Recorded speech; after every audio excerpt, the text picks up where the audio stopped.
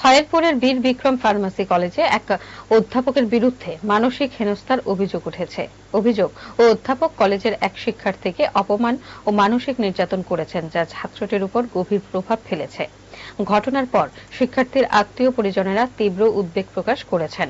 তারা কলেজ কর্তৃপক্ষের কাছে অভিযোগ জানিয়েছেন এবং দোষী অধ্যাপকের বিরুদ্ধে দ্রুত ব্যবস্থা নেওয়ার দাবি তুলেছেন। এই ঘটনায় কলেজের অন্যান্য শিক্ষার্থীদের মধ্যেও আতঙ্কের পরিবেশ সৃষ্টি হয়েছে।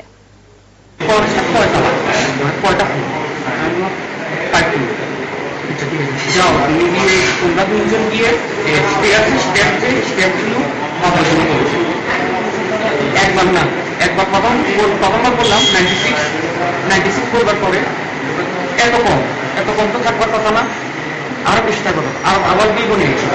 দ্বিতীয়বার গেলাম, সে সময় শরীরটা খারাপ, একদম দোতলা গেছিলাম, শরীরটা খারাপ, আবার নিচের থেকে আবার দিলাম উপরে।